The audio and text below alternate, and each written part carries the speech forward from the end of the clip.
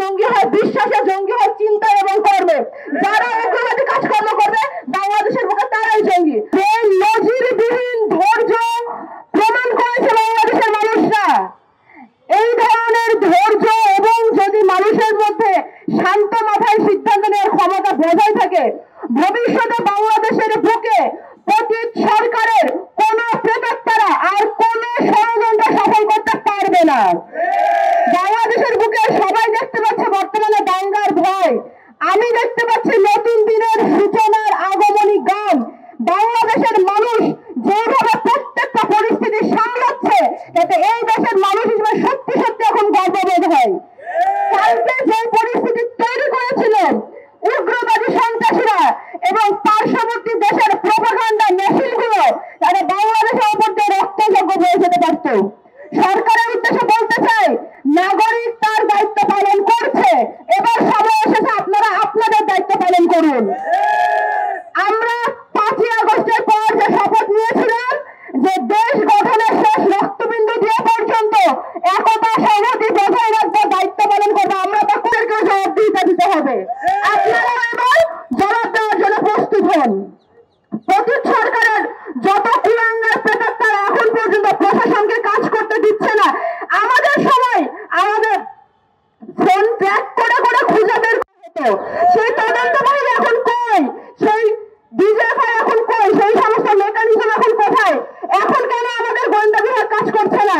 এখন কেন এই ধরনের ষড়যন্ত্রের আগে থেকে কোনো খবর পাওয়া যায় না? সরকারকে বলতে চাই, আপনারা প্রয়োজন মতো প্রশাসনের আগা পাশতলা নতুন করে পাল্টান, কিন্তু এই সমস্ত প্রত্যেকটি ইউনিটকে রান করেন। পুলিশকে কাজ করতে হবে, ডিবিকে কাজ করতে হবে, ডিজিএফআই কে কাজ করতে হবে, আর্মিকে কাজ করতে হবে, প্রত্যেককে তার তার দায়িত্ব পালন করতে হবে। কারণ আমরা আমাদের দায়িত্ব পালন করে দেখিয়ে দিয়েছি।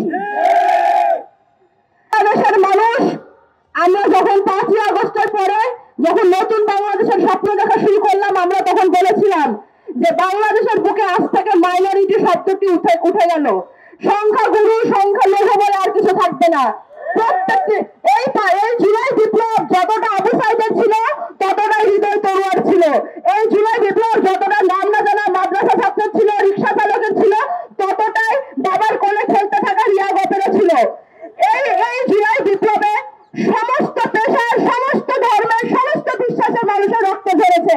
সমস্ত বিশ্বাসের মানুষজন এখানে আন্দোলন করেছে, রাস্তায় নেমে এসেছে। সবাই এক বাক্যে স্লোগান দিয়েছে যে আমি আমার দেশের মাটি কারোর হাতে হতে দিব না।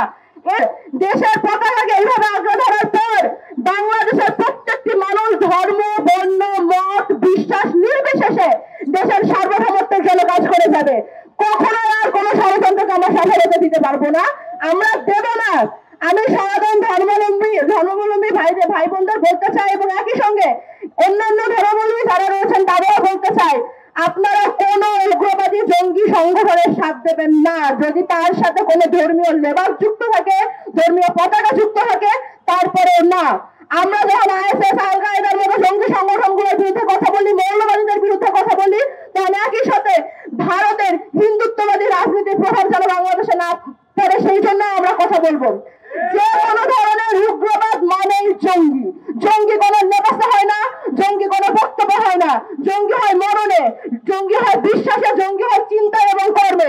যারা উগ্রবাদী কাজকর্ম করবে বাংলাদেশের বুকে তারাই জঙ্গি। আর মিডিয়ার ভাইরা আমার সামনে প্রতিনিধিদের বলতে চাই, আপনাদের একটি শব্দ এদিক ওদিক করা, একটি বিরাম চিহ্ন এদিক ওদিক করার মাধ্যমে আপনারা ন্যারেটিভ পাল্টিয়ে দিতে পারেন। আমি নাম নিয়ে বলতে চাই, গতকাল থেকে ডেইলি স্টার এবং সময় টিভিকে আমি এই ধরনের কার্যকলাপ করতে দেখেছি। এখানে আপনারা উপস্থিত আছেন কিনা জানি না, যদি থাকেন তারা আপনারা জনবিরোধী কর্মকাণ্ড টিআরপির জন্য করা বন্ধ করুন, নয়তো আপনাদের বিরুদ্ধে জনগণ ভেসে উঠবে। দেশের আপনার জনগণকে বলতে চাই, আমাদের হিন্দুত্ববাদী বাংলাদেশে যে প্রোপাগান্ডা চালানো হচ্ছে তার প্রথম শহীদ উগ্রবাদীদের হাতে শাহাদাত বরণকারী আমাদের ভাই সাইফুল আলিফ, আমাদের ভাইয়ের একটি পোস্ট 5ই আগস্টে পড়েছিল, বাংলাদেশের লাশ গুনে গুনে ভোট কাউন্ট করা এবার বন্ধ করতে হবে। আমাদের যখন জুলাই বিপ্লব চলছিল তখন ভারত থেকে আমাদের স্লোগান দেওয়া হয়েছিল, মোদির পোষা হাসিনা তোমায় ভালোবাসি না। ভারতের সাধারণ জনগণ আমাদের সাথে আছে, তারা প্রতিবেশী সুরাচরণ করতে চায়।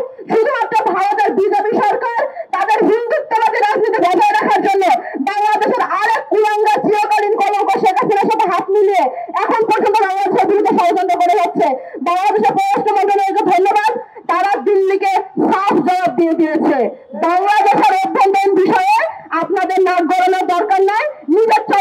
করবেন।